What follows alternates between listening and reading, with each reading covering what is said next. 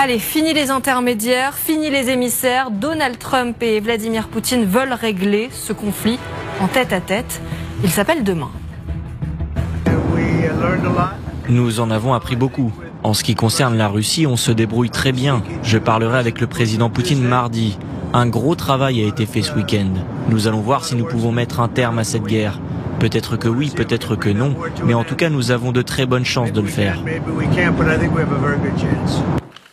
Et pour en parler, nous sommes avec Magali Barthès. Bonjour Magali. Bonjour. Éditorialiste internationale LCI. Guillaume Roquette, bonjour. Comment ça va? Très bien. Directeur de la rédaction du Figaro Magazine, et le colonel Michel Goya, vous ne pouvez pas nous échapper, consultant militaire LCI. Bonjour colonel. Je voudrais vous montrer d'abord celui qui se réjouit le plus, enfin l'un de ceux qui se réjouit beaucoup aujourd'hui du côté américain, c'est Steve Witkoff, dont on parle beaucoup, cet émissaire américain qui dit qu'il pense que le président Trump et le président Poutine vont avoir une vraie conversation très positive. Alors on se demande ce que c'est qu'une vraie conversation d'homme à homme en quelque sorte, Magali. Il dit aussi nous verrons si nous avons quelque chose à annoncer, mais je pense qu'on a de très bonnes chances. Il a l'air très optimiste. Il a l'air très confiant dans ses dernières déclarations. Alors Witkoff, c'est donc celui qui a été envoyé par Trump en fin de semaine dernière à Moscou. Il aurait passé 3-4 heures avec Poutine en tête-à-tête.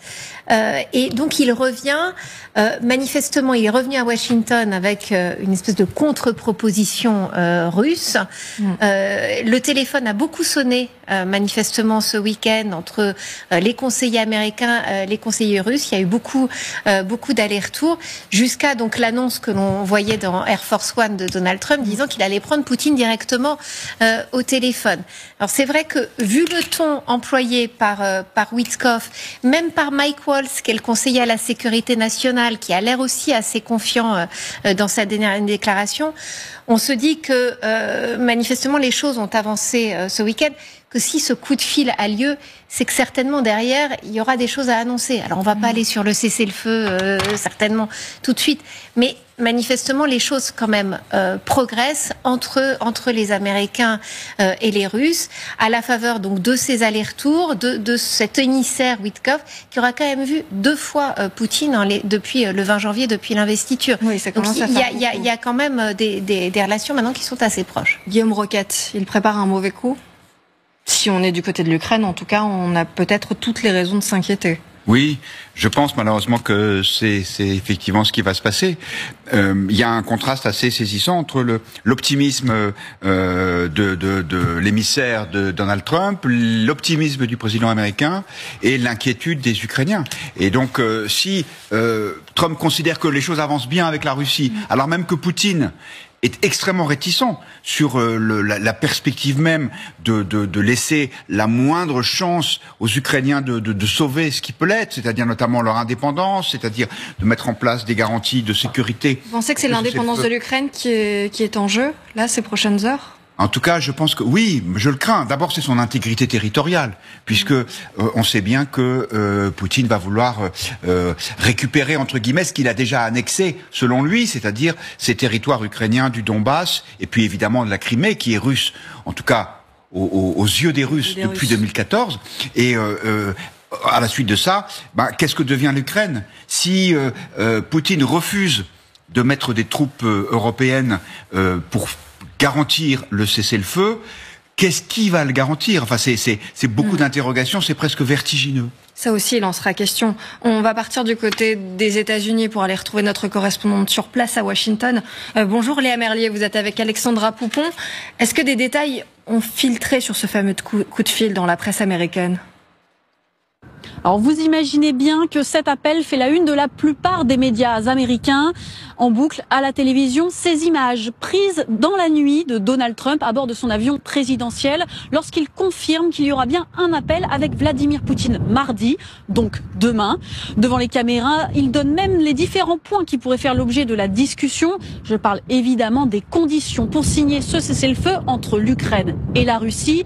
Il aborde notamment le partage des avoirs ou encore l'avenir des des usines de production électrique. Il se veut plutôt positif. Il explique que les discussions menées par son envoyé spécial, Steve Witkoff, à Moscou avec les responsables russes sont plutôt prometteuses. Je le rappelle, le dernier échange téléphonique entre Donald Trump et Vladimir Poutine remonte au 12 février dernier. À l'époque, c'était un premier pas pour rétablir les relations bilatérales entre les États-Unis et la Russie.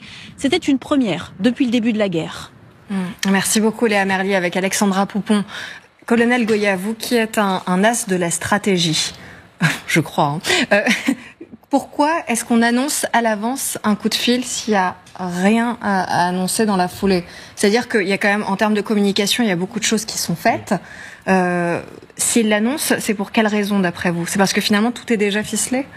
Déjà, oui, les discussions ne se passent pas réellement au niveau le plus élevé. Où là, normalement, les choses sont déjà bien préparées en avant par des émissaires, des négociateurs depuis un certain temps. Donc là, on a une situation où devrait normalement sortir de cette négociation quelque chose qui ressemblerait à un plan. Mais en oubliant quand même un petit peu les empêcheurs de tourner en rond qui sont les Ukrainiens quand même dans cette affaire. Donc concrètement, Vladimir Poutine va faire un certain nombre d'exigences.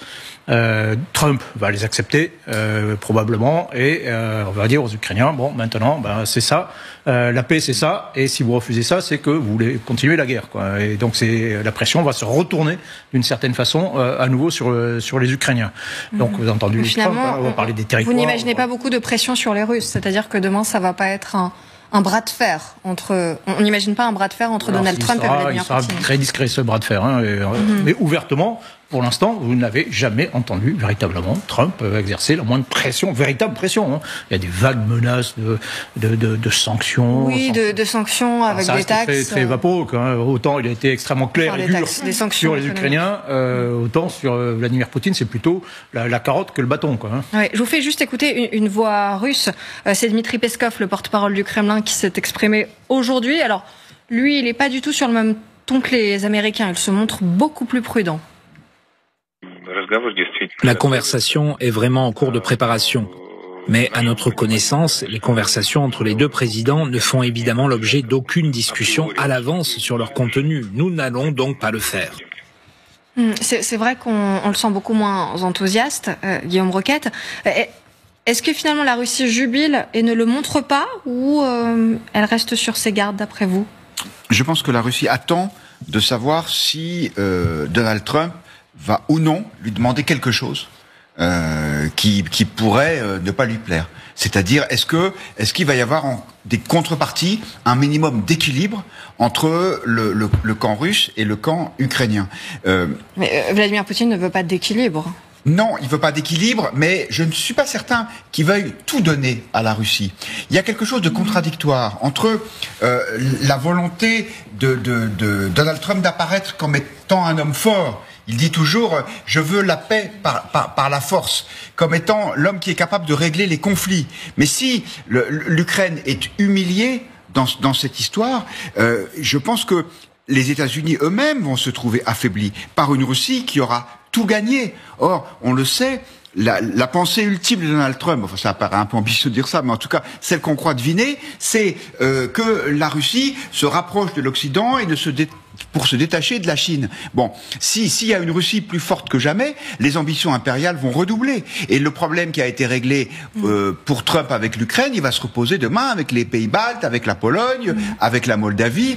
Donc cette espèce de capitulation annoncée. Pourtant, Donald Trump ne cesse de dire que ce sera la fin de la guerre et que ça y est, on vivra dans un monde en paix une fois qu'il aura réglé tout ça. Oui, eh bien, il me semble que s'il croit un minimum dans ce qu'il dit, il faut quand même qu'il y ait des garanties, les garanties dont je parlais tout à l'heure, notamment pour que le futur cessez-le-feu soit effectivement respecté. On parle de Steve Witkoff, là, l'envoyé spécial, l'émissaire. Bon, c'est pas un diplomate professionnel, mais c'est un homme qui a l'habitude des cessez-le-feu. Quelques jours avant l'investiture de Donald Trump, donc en janvier, c'est lui qui avait obtenu un cessez-le-feu entre Israël et le Hamas à Gaza. Et là, il avait été très dur. Donc, quand ils veulent, ils peuvent être durs, les Américains. Je regardais. Mais dur avec une partie. Eh ben oui, sauf que il s'était montré dur aussi avec Israël. C'est pour ça que je me permettais de rappeler cet épisode. Je voyais dans un article d'Haaretz, notre confrère israélien, pas de langue de bois, la conversation a été brutale. Donc, moi, j'ai du mal à croire que ces États-Unis, qui montrent tant les muscles depuis l'arrivée de Trump, puissent capituler comme ça devant la Russie. Mais peut-être que je me trompe. Ils peuvent peut-être obtenir quelque chose sur d'autres dossiers. Vous savez, dans un document du FSB qui avait fuité, il était question, par exemple, que les Russes cessent d'armer ou cessent d'équiper des entités ou des ennemis, d'entités hostiles aux États-Unis. Donc peut-être que cette négociation, elle est globale. En fait, c'est pas que l'Ukraine, c'est l'ensemble des rapports entre les États-Unis et la Russie qui sont en train de se. On pense à l'Iran, par exemple. On pense à l'Iran, peut-être. Voilà, qui est un sujet qui est l'architecture de sécurité européenne, parce que au-delà, c'est l'OTAN aussi. C'est le déploiement. Il y a eu 20 000 soldats américains déployés en plus depuis la guerre en Ukraine sur le sol européen. Est-ce que là-dessus aussi, est-ce que ça fait partie de la négociation? En tous les cas, Poutine obtient quelque chose qu'il cherche à obtenir quand même depuis des années. C'est un rendez-vous en tête-à-tête, enfin en tous les cas seul au bout du fil avec le président américain. Et donc c'est bien, c'est bien le retour dans le jeu de Vladimir Poutine, qui n'est plus du tout considéré comme un paria sur la scène internationale, puisque Trump, pour la deuxième fois en moins d'un mois, va le prendre au téléphone, ce qui montre bien qu'il obtient quand même certaines avancées sans avoir pour le moment rien lâché, parce que ce qui est quand même très net, c'est à quel point il n'est pas pressé. Il n'est pas pressé. Il a clairement fixé dans sa conférence de presse en fin de semaine dernière ce qu'il ne voulait pas. Une Ukraine dans l'OTAN. Il veut les territoires. On sent bien que le but ultime est quand même de déstabiliser le pouvoir même qui est à Kiev. Tous ces buts de guerre n'ont pas changé et il aurait tort de se presser. C'est pour ça que quand on entend Peskov, le porte-parole du Kremlin, il n'y a pas de triomphalisme. Ils prennent leur temps, les Russes, face à un Trump qui, lui, voudrait brandir un succès bien plus rapide. D'autant plus que les Ukrainiens sont en grande difficulté dans la région russe de Koursk. On ira voir ça sur les cartes. Vous avez raison de dire que ce n'est plus du tout tabou de parler à Vladimir Poutine. Justement, il en est question avec vous, Jérôme Garraud. Vous êtes notre correspondant en Russie. Est-ce qu'on parle beaucoup de cet appel autour de vous, Jérôme ?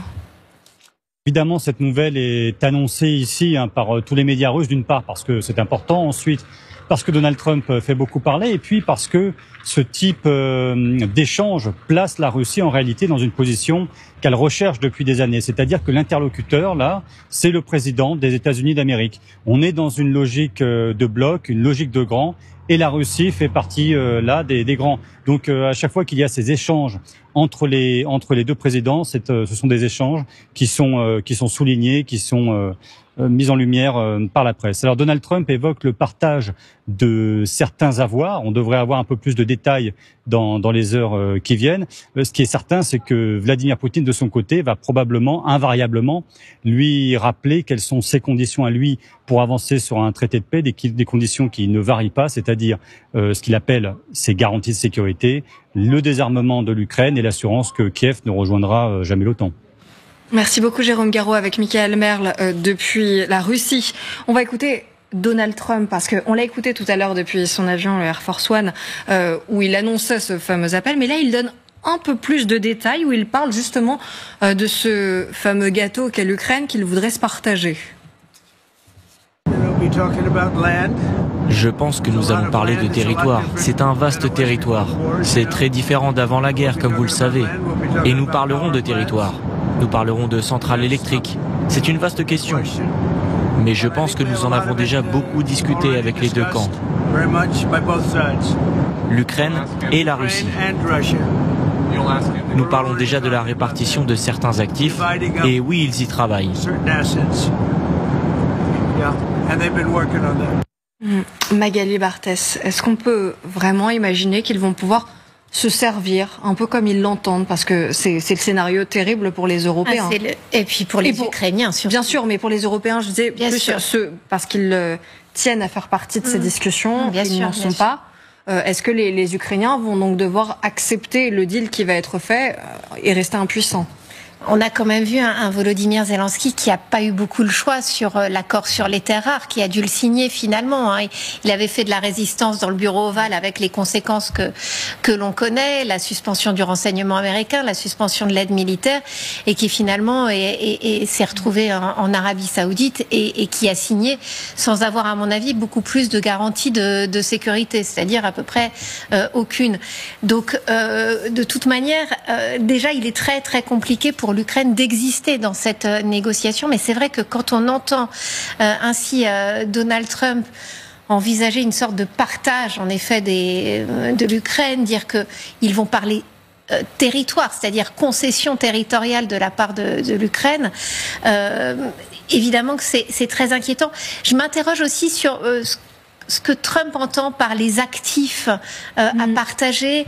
Est-ce que c'est une référence à l'offre qui avait été faite par Poutine à Trump d'exploiter en collaboration presque avec les Américains un certain nombre de minerais dans les zones déjà occupées par la Russie? Est-ce dont il parle?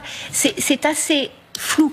Réellement, quand on entend Trump comme ça, on a du mal à comprendre exactement de quoi il parle, mais on sent qu'il y a une volonté quand même de régler ce conflit sur le dos des Ukrainiens et vraiment sans eux. Ouais, Guillaume, vous avez j'ai l'impression que Trump est délibérément flou, mais qu'en fait, ce n'est pas pour autant de l'improvisation.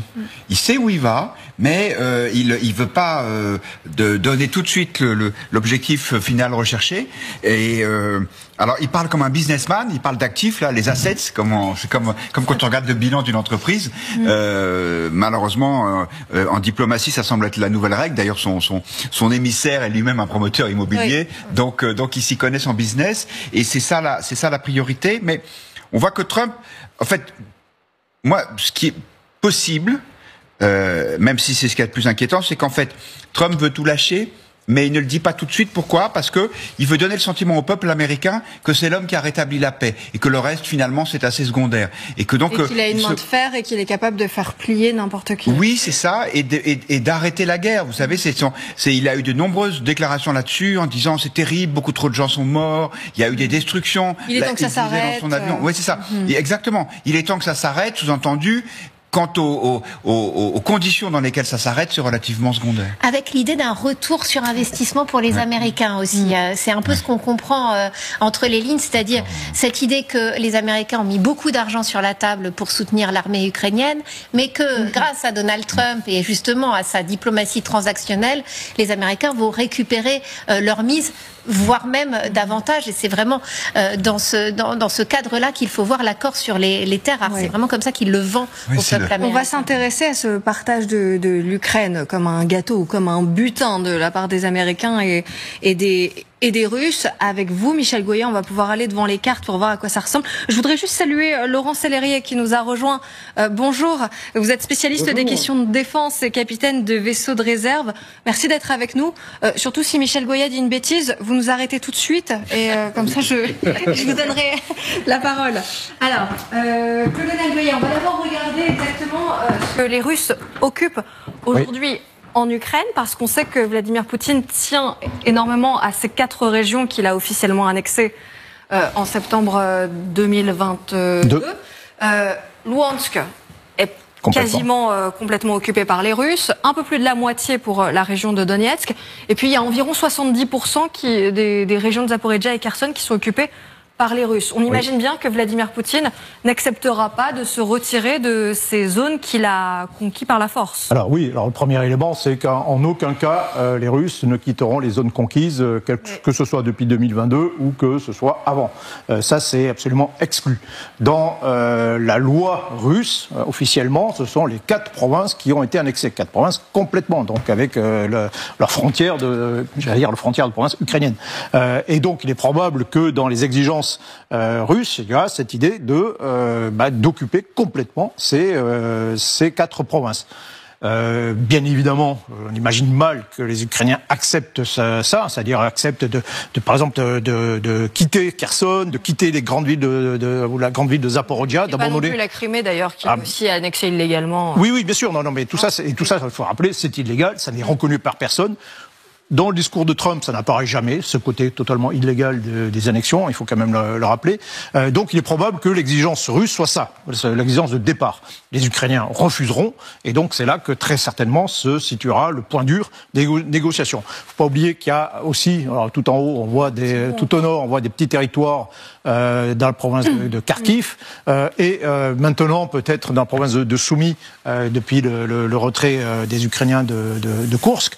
Donc là, peut-être que oui, ces petits territoires seront peut-être cédés par la Russie. Ça, c'est pas très grave pour eux. Peut-être en échange d'une zone tampon à la place, c'est-à-dire une zone vide de sécurité le long de la frontière russe. Mais il faut bien comprendre, voilà, c'est le cœur du sujet. Oui. Et c'est là que ça va bloquer très certainement. Alors la centrale nucléaire, en tout cas, il est question de centrale nucléaire par la voix de Steve Witkoff, notamment, qui en a parlé, l'émissaire américain. On parle notamment de la centrale de Zaporijjia. C'est peut-être la seule que pourraient demander les Russes, puisqu'ils occupent actuellement la zone où se trouve la centrale. On le rappelle, la ville de Zaporijjia est toujours entre les mains des Ukrainiens. En revanche, cette centrale-là, elle est entre les mains des Russes. Et eux, l'idée, ce serait de mettre définitivement la main sur la plus grande centrale d'Europe. Pour quelle raison? Pourquoi ce serait... D'abord, parce que c'est extrêmement important. Alors oui, cette centrale, elle est contrôlée par les Russes actuellement, et elle le restera. On n'imagine pas, là non plus, les Russes évacuer... C'est terminé. Oui, c'est terminé. C'est fini pour les Ukrainiens. De fait, en droit, les Ukrainiens n'en vont jamais accepter légalement cette annexion et la perte de ces territoires. Ils continueront à les mettre toujours sur une carte, sur la carte de leur pays, et ils auront raison. Mais ce qui est demandé, alors là c'est un peu plus technique et c'est en réalité moins important que la question pure des territoires, c'est la remise en œuvre de cette centrale. Donc il y a une forme de sécurité parce qu'elle est quand même de l'autre côté du Dniepr. Il y a les Ukrainiens, que cette centrale puisse être remise en œuvre en toute sécurité, qu'elle puisse alimenter toutes les zones occupées et peut-être, après tout, également le territoire ukrainien. Elle pourrait même être raccordée à la Russie. Pourrait être raccordée la Crimée en particulier. Donc oui, ça fait partie des choses qui sont négociées. C'est important. Les centrales, on rappelle, c'est un des enjeux un peu inédit de cette guerre. Les centrales nucléaires, c'est quelque chose qui n'apparaissait pas forcément dans les conflits précédents. Maintenant, ça apparaît. Ce sont des objets stratégiques qu'il faut prendre en compte. Et ça inquiète aussi beaucoup la communauté internationale. Autre élément extrêmement important que Vladimir Poutine ne veut surtout pas lâcher, ce sont les ports. Alors là, on a dessiné les principaux ports sur cette carte. Alors on voit bien qu'il y a une grosse partie qui tomberait entre les mains des Russes. Oui, alors qui sont déjà entre les mains des Russes, effectivement. Enfin, qui tomberaient définitivement entre les mains des Russes. Enfin, de fait, encore une fois, et non pas légalement. Oui. Mais ce que veulent les Russes, c'est pouvoir les exploiter. C'est-à-dire que là, dans le mer Noire, ils sont dans une position un peu difficile, au contraire, où ils n'ont pas le contrôle véritablement de la mer Noire. Donc là, ce qu'ils demandent, en réalité, c'est la liberté complète de circulation sur la mer Noire. Et peut-être aussi, ce qu'on oublie souvent, c'est à travers le détroit du Bosphore, qui pour l'instant est interdit aux navires militaires par une décision de la Turquie. Donc ça pourrait aussi...